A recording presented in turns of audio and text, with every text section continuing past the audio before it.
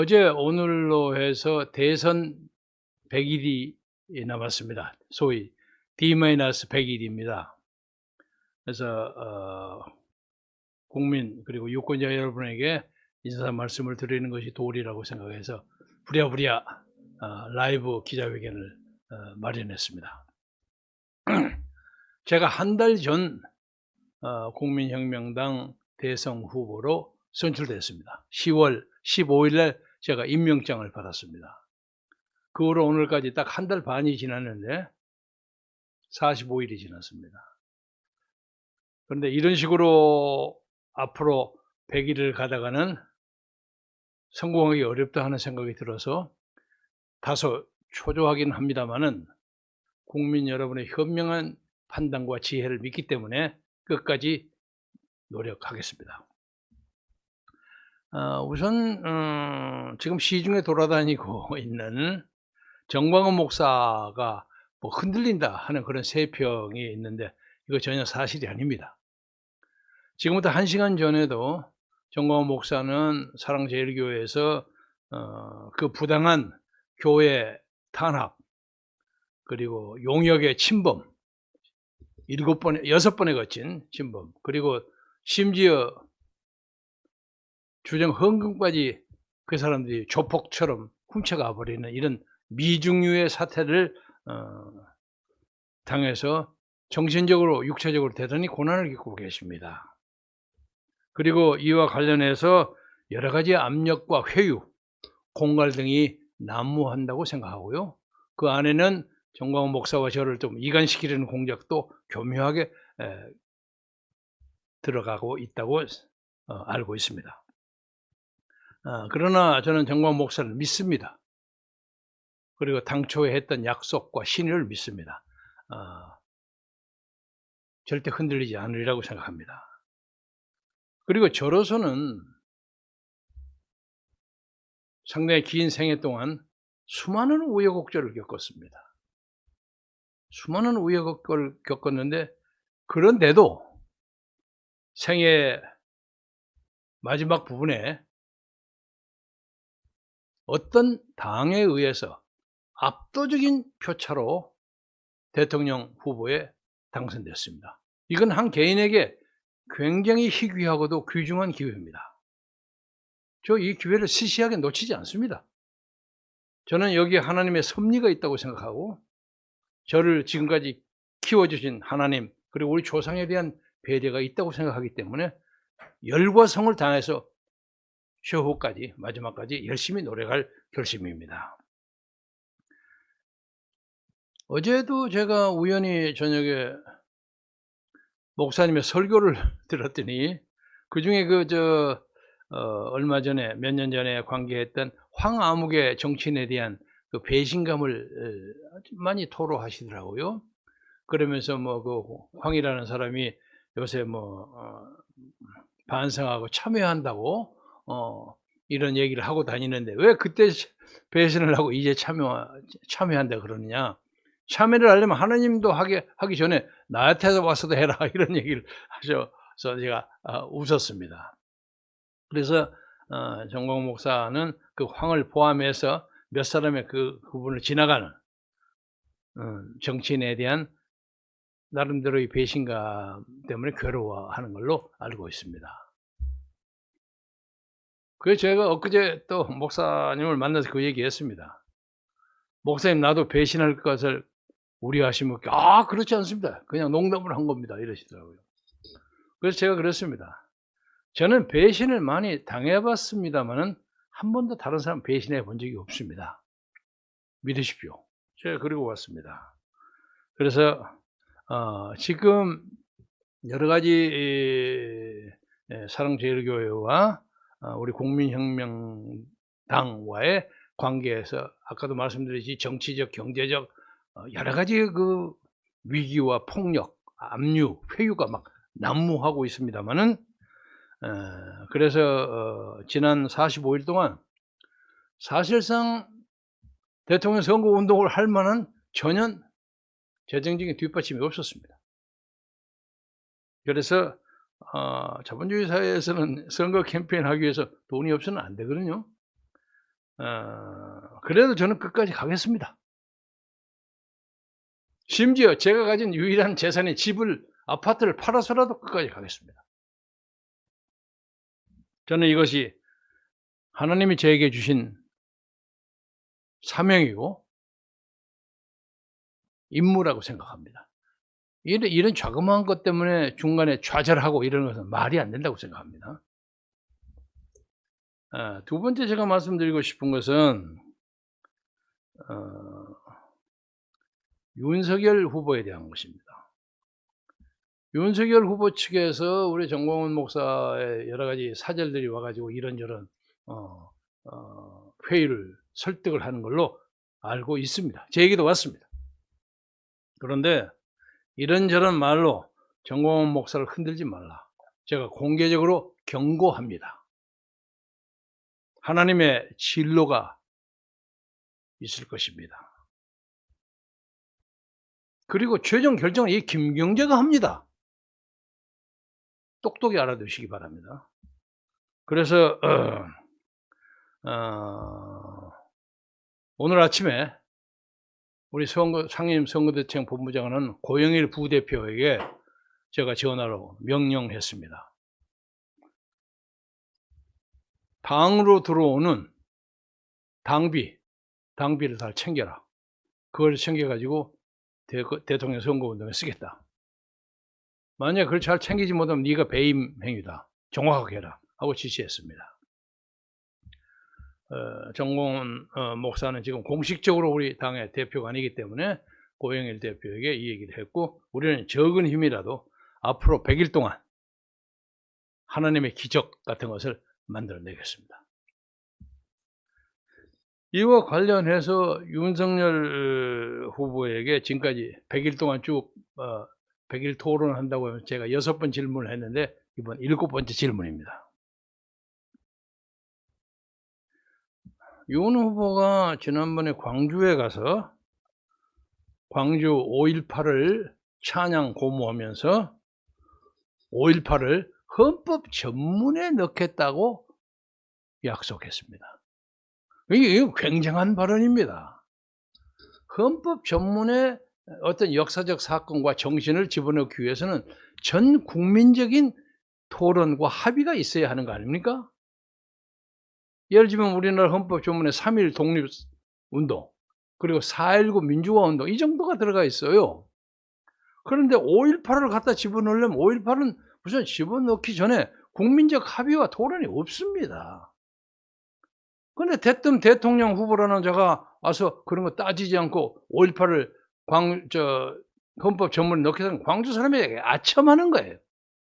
광주 사람들 그런 아첨하는 대통령 후보 원하지 않습니다. 제가 믿기로는. 그들 광주 민주화 운동이 정말로 영광스럽게 되기 위해서 많은 사람의 화해와 축복 속에서 그것이 헌법 전문에 올라가고 말고 하는 거 아닙니까? 이런 식으로 하자면, 그러면 윤석열 후보는 제주도 4.3 사건도 헌법 전문에 넣을 작정입니까? 제주도 4.3 사건은 우리의 고명한 문재인 대통령께서 얼마 전에 제주도에 가서 먼저 꿈꾼 사람들이 피해를 받았다 하고 그 반란을 봉기를 진압한 당시 내무부 장관, 국방부 장관을 대신해서 국방부 장관과 경찰청장인가요? 해가지고 제주도에 사과를 시켰어요. 그러면 대한민국 공권력의 행사는 뭐가 됩니까? 웃기는 거가 되지 않습니까? 그리고 우리가 하늘을 보고 웃었는데, 윤석열 후보도 이 논리로 되려면 5.18도 상경한 대로 완전히 정제되지 않은 채로 헌법 전문에 올린다면 4.3 사건도 올려야 될 거 아닙니까? 이 문제에 대해서 명확하게 답변해 주십시오. 이것은 정치인 윤석열의 사상적 배경을 평가하는 데 결정적으로 중요한 문제입니다. 우리가 지금까지 윤석열 후보에 대해서 박근혜 대통령, 전 대통령 탄핵 문제에 대해서 무자비한 수사팀장으로 태블릿 PC를 조작하고 피의자들을 회유하고 하는 여러 가지 문제를 가지고 지나쳤다. 이 문제에 대해서 사죄하라. 그러면 우리가 쓰라린 가슴이 있지만 그래서 저 포악한 문재인 정권을 끝내기 위해서 당신을 미룰 수도 있다, 밀 수도 있다 하는 얘기는 아직까지 사주를 안 했어요. 근데 이게 하나 더 붙어요. 광주 5.18 정신을 헌법 전문에 넣는다는 이런 망언이 어디 있습니까? 이 망언에 대해서 윤석열 후보는 명백하게 답변해 주시기 바랍니다. 그리고 여기서 또 하나 지적할 것은 그렇게 많은 253명의 전 정권의 인사들을 구속하고 3명이 수사에 압력을 못 이겨서 자살하고 3명의 국가정보원장이 구속되고 2명의 대통령을 감옥소에 집어넣는 이 미중류의 정치적 보복, 이런 사건을 앞장서서 칼을 휘두르었으면서도 지금 대한민국에서 요원의 불길처럼 떠들고 있는 부정선거 문제에 대해서는 한마디도 안 했어요. 그래, 윤석열에게 묻겠습니다. 부정선거가 있었습니까? 없었습니까? 답변하세요. 답변을 공개적으로 해 주시기 바랍니다. 작년 4.15 선거에 아무런 부정이 없었다고 생각하면 없다고 얘기하고 조그마한 것이 있었지만 무시할 만하다고 생각하고, 아니면 요새 김명수 대법원장이 뭉개고 있는 재검표 이런 문제에 대해서 수많은 사건이 많이 나오죠. 배춘입, 투표입 여러 가지 나오는데 그것이 어떤 것인지, 이것이 구체적으로 윤석열의 책임 사항에 속했던 문제입니다. 이 문제에 대해서 어떻게 생각하는지 답변해 주시기 바랍니다. 대선 100일 동안에 여러 가지 사건이 많이 생길 수 있다고 생각합니다. 그리고 제가 후원의 광고를 냈는데 지지부진합니다. 그래서 사람들이 하는 얘기가 아니 그 정광훈 목사 돈 많은데 무슨 후원의 자금을 맺느냐 이러더라고요. 근데 아직 우리가 구체적으로 대선 캠프에서 돈 받은 바가 없습니다. 그러니까 여러분이 경제적 후원 열심히 좀 밀어주셔서 그 돈 가지고 등록할 수 있게 해 주십시오. 돈이 부족하다면 제 집을 접해서라도 반드시 후보에 등록하겠습니다. 지금이 어떤 의미에서 보자면 제 개인에게도 굉장히 중요한 인생의 고비고 대한민국에게도 굉장히 중요한 문제입니다. 이건 지금 단순하게 뭐 이재명이가 되느냐 윤석열이가 되느냐 아니면 김경지가 대안으로 나서느냐 이런 문제가 아니라 이 나라의 자유민주주의가 없어지느냐 살리느냐 하는 문제입니다. 제가 이재명에 대해서 이러쿵저러쿵 얘기 안 하는 것은 그 사람 논평할 가치가 없어요. 입이 아파. 그리고 지금 민주당을 보니까 민주당도 시끌벅적하고 복잡해요. 그러니까 민주당의 소위 기득권이라는 세력이 이재명에게 선뜻 다가서지 않으니까 이재명이가 자기가 빠져서 혹시 후보 교체할 사건이 벌어질지도 모른다 해서 자기는 죽어도 끝까지 가겠다고 자기의 민주당으로 딱 만들었습니다. 그래서 저 민주당 잔존 세력이 앞으로 100일 동안 어떤 것을 벌일지 두고 봐야 흥미진진할 겁니다. 그러나 뭐 그 집안이 어떻게 되든 말든 또 후보가 새로 나오고 거기가 여권이 2개로 분열될 가능성도 없지 않습니다. 논리적으로는. 그러나 어떻든 간에 저는 이번에 야당이 이긴다고 보고 있습니다. 야당이 단일 후보를 만들면 이깁니다. 단일 후보가 아니고 이리저리 찍히면 집니다. 당연합니다. 그것은 선거 직전까지 가봐야 합니다. 그리고 국민의 여론조사를 통해서 결정해야 합니다. 지금 올라가고 내려가고 하는 건 문제 없습니다. 그리고 이 정권은 정광훈과 김경지에 대해서는 어떤 여론조사에도 끼워넣지 않습니다. 이것이 불문율입니다. 왜? 우선 그들은 정광훈의 광화문 세력을 무서워하기 때문에 그렇습니다. 그래서 아직 정광훈 목사는 한국 정치를 움직이는 가장 중요한 변수입니다. 그렇기 때문에 여러 가지 공격을 해서 아주 전천후 공격을 정광훈 목사에게 하는 걸로 제가 알고 있습니다. 그러나 목사님이 그걸 이기고 극복하고 선지자의 모습으로 담대히 악의 세력을 물리치는 전선에 복귀하시리라고 생각합니다. 말씀을 마무리하면서 말씀드리겠습니다. 우리 후원회비 많이 내주시고, 그리고 특히 우리 300만 당원, 그리고 우리를 우호적으로 생각하는 많은 우호단체, 불교의 어떤 단체, 그리고 옛날 제가 2년 동안 혼신의 힘을 다해서 봉사했던 자유총연맹의 동지들, 다는 아니겠죠. 350만 중에 적어도 300만은 저에게 우호적인 생각을 가지고 있다고 저는 믿습니다. 이런 분들 지원 많이 해주시고, 그리고 여론조사가 만약에 돌게 될 때 김경재를 잊지 말아 주시기 바랍니다. 그래서 제가 5% 이상 올라가야만 공중파에서 벌어지는 대선 후보 토론회에 나갈 수 있습니다. 토론회에 나가면 윤석열이든 이재명이든 뭐 누구든 제가 이길 자신 있습니다. 왜? 저는 이 나라를 끌어가는 오랜 연습과 준비의 노하우를 가지고 있습니다. 지금 뭐 그제도 예를 하나 들자면 윤석열 후보가 뭐 50조를 들여서 뭐 청소년 뭐 만들겠다. 그러니까 좀 그럴듯하니까 이재명이가 한테 그거 나도 받겠습니다. 같이 합시다 이러더라고요. 그걸 보면서 이게 뭐 어린애 장난하는 거냐. 그 돈을 지들 포켓에서 내는 게 아니야. 국가 돈 가지고 뭐 하겠다는 겁니다.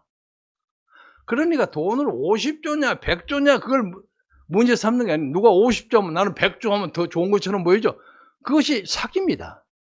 문제는 청소년 문제를 어떻게 다루냐 하는 원칙의 문제, 국가 안보를 어떻게 하느냐 하는 원칙의 문제, 대북 문제를 어떻게 하느냐는 원칙의 문제를 따져야지 숫자 가지고 장난하고 사람들에게 그냥 살금살금 해갖고 이러면 우리 좀 이익 보겠구나, 그것을 하는 그게 포퓰리스트입니다. 여러분 속지 마세요. 제가 누누이 말씀드리지 않습니까? 원자력을 폐기하는 거 이건 말도 안 되는 거. 원자력 회복한다. 부동산을 때려잡아야 한다. 그리고 대학 입시를 전면적으로 개편해야 한다. 옛날식으로 개편하는 게 제일 낫습니다. 그래서 조국 같은 엉터리 사기가 없게 해야 합니다. 그렇게 딱딱 정하면 되는 것입니다. 간단하죠. 국가 병역 문제? 병역 문제는 지금 인구 절벽이 돼서 수가 점점 줄어드니까 필요하다면 모병제도 해야 한다. 그리고 한미 동맹을 강화해야 한다. 그런 원칙이 필요한 겁니다. 국방을 강화하기 위해서 미국의 압력을 넣어서 전술핵, 전략핵을 한국에 갖다 놓는다. 아니면 우리가 독자적으로 개발하겠다고 한다. 그런 거 하면 되는 거 아닙니까? 또 하나, 엊그제 제가 DMZ 개발에 대해서 이런저런 얘기했는데 그것은 나중에 기니까 나중에 다음 기회에 얘기하기로 하고, 지금 생각나는 게 이 나라에서 가장 때려치워야 할 게 지방자치를 개혁해야 합니다. 지방의 시공구에 구의원, 군의원 있죠? 이거 돈만 없애고 자기들 이익만 따지는 그런 겁니다. 지방자치 이거 없애야 합니다. 그래서 그 대신 광역단체, 도의원 현재보다 조금 수를 늘려서 좀 더 많이 커버하게 하고, 시골에 있는 구의원, 시골의 중소도시의 시의원, 그리고 서울특별시의 구의원들 이거 싹 없애야 합니다. 재정 낭비입니다. 많은 사람들이 그 얘기를 하면서 감히 겁이 나서 그걸 얘기를 못해요. 이거 잡아야 합니다. 이런 구체적인 원칙을 얘기해야 합니다. 그래서 여러분이 무엇을 주택을 어떻게 만들고 몇십 조를 어떻게 하고 하는 게 전부 눈 가리고 자기 돈 아니고 남의 돈, 국가 돈 가지고 쓰겠다는 얘기입니다. 앞으로 100일 동안 냉정한 독수리의 눈으로 후보들의 정책을 잘 살펴봐 주시기 바랍니다. 감히 말씀드리자면 저는 지금 나오는 후보 중에서 국가를 경영하고 국민을 편안하게 만들고 안보를 튼튼하게 하고 서럽고 눈물 흘리는 사람이 좀 없도록 하고 보편적 복지를 위해서 노력하면서, 그러나 외국에 대해서는 우리 국격을 지키고 당당하게 미국 대통령이나 중국 시진핑을 만나서 큰소리 꽝꽝 치면서 얘기할 수 있고 대한민국 국격을 전 세계에 드높이는 외교 전선에 있어서 우리의 위상을 확보하고, 우리 오늘도 보세요. 아침에 BTS 방탄소년단이 5만 명을 동원해 갖고 LA에서 난리 났어요. 이게 우리 문화의 힘입니다. 이런 것을 잘 발전시키는, 이게 자본주의의 꽃 아닙니까? 그런데 이것을 김정은이 밑에 사회주의로 만들어요? 이게 말이 안 되는 겁니다. 여러분, 저를 믿어주십시오. 그리고 저에게 힘을 주시면 반드시 여러분이 대통령 잘 뽑았구나 하고 생각하실 것입니다. 9년 고시 공부하다가 26년 동안 검사하면서 사람 잡아넣는 것만 배운 사람보다 제가 10배, 100배 나았습니다. 그거 저에게 토론만 붙여주세요. 뭐 10번 아니라 5번만 해도 제가 이길 자신이 있습니다. 일패도지시킬 자신이 있습니다. 당원 여러분, 용기를 가지시고 저를 믿어주시고, 여론조사 같은 거 나올 때 그냥 모른 체 하지 마시고 열심히 관심을 가지고 지원해 주시기를 바랍니다. 대단히 감사합니다. 여러분 행복하고 건강하고, 또 오늘 모처럼 11월 말일에 추적 겨울을 재촉하는 비가 내립니다. 여러분 건강 조심하시고 코로나 조심하시고 건강한 대한민국을 만들기 위해서 여러분이 육체적으로 정신적으로 건강하셔야 합니다. 여러분의 행복을 비람하지 않겠습니다. 감사합니다.